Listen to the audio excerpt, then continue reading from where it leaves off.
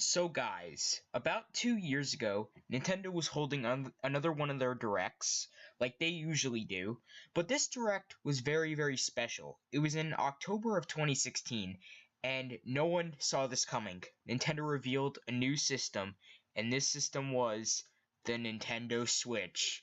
The system that boomed. It did so well in early 2017 when it released, and it sold millions. But with that direct, they also announced something else. And this game was ARMS. And it went with the Nintendo Switch, and it was a new title, a new series for the Nintendo Switch. And it was a fighting game, boxing and everything, and everyone was very hyped for it. But when it actually came out, it flopped hard. And when I mean hard, I mean really hard. It did not sell as much as the other games that came out for the Switch. And I will tell you why that happened. So hey guys, Braneyes Gaming here, and yes, today I will be doing another critique video where I'm critiquing how ARMS failed and why it only sold 1 million units in a year while other games sold 6 million units in a year on the Switch.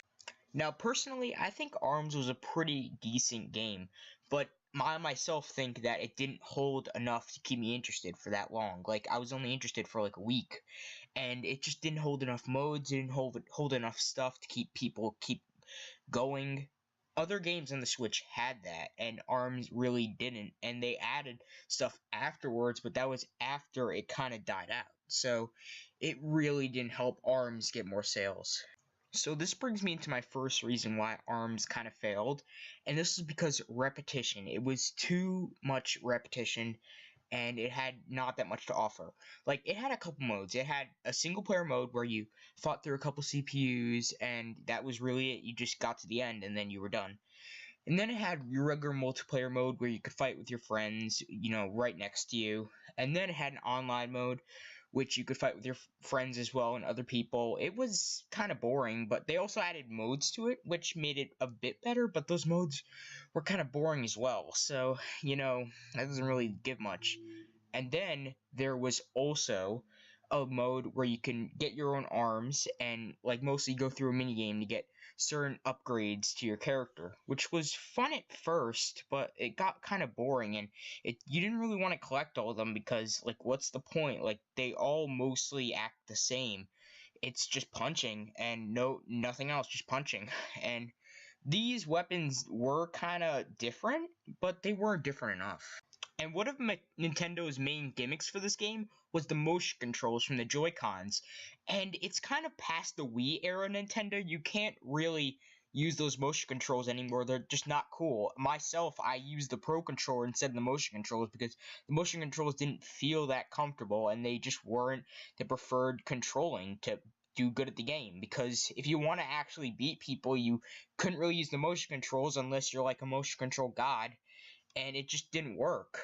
Now, another thing that ARMS did fail at was introducing a lot of content after the game's main period, and when the competitor already took over, which I'll get into in a little bit.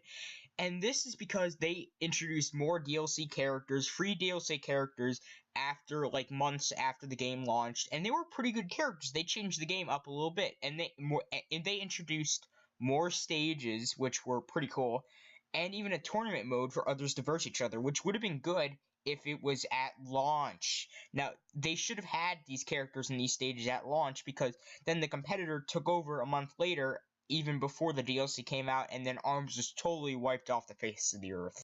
Now, this lets me get into one of ARMS' main problems, probably the main one, is that it didn't offer enough, and other things on the Switch, other games on the Switch, offered way more than ARMS. Now, games like Mario Kart 8 Deluxe, they offered a lot more. They might have been a port from the Wii U, but it still offered a ton more than ARMS. And Breath of the Wild, Legend of Zelda Breath of the Wild, that game offered so much as well. And the upcoming game, Mario Odyssey, from that point of time, that offered so much, and people loved that game. And then its main competitor, Splatoon 2, offered a lot more than ARMS and literally took its spotlight so fast that nobody even remembered ARMS after Splatoon. Now, I really did like ARMS. I liked all its modes. I liked everything it had to offer. It might have been a bit boring, but it was still a very great game. But because of all these games surrounding it, they literally took all of its popularity away in just a month, and everyone forgot about the game, and it just couldn't come back after that. Even if Nintendo put more content into it, it just couldn't come back. Now, I will tell you why people chose Splatoon over ARMS that summer that they both came out on. And it was because, let me compare the modes of each games to each other. Now, the single-player mode of Splatoon was interactive. It had a cool world you can interact with. There was levels. There was so much you can do. There's so many weapons you could choose, and there was a nice final boss. But all ARMS had was just a gauntlet of fighting others and just a little boss at the end, and then you were kind of done with the single player. And Splatoon had a very good multiplayer. You could change up with just the weapons you're choosing. There was some nice maps. They changed up the maps a lot. There was so much content put into it, and it was just so good. But ARMS it was kind of just punching. That was really it. It was a good game, but it was just punching. It's like Wii Sports boxing a little bit, but just changed up a lot and made better. But that wasn't good enough compared to Splatoon. And Splatoon also had another mode which changed it up the whole game so much, called Salmon Run, and you just collected things, and it was so cool. But ARMS didn't have anything like that. It was just punching, and it might have had collecting different arms in a certain minigame, but it got boring after a while. Very, very boring.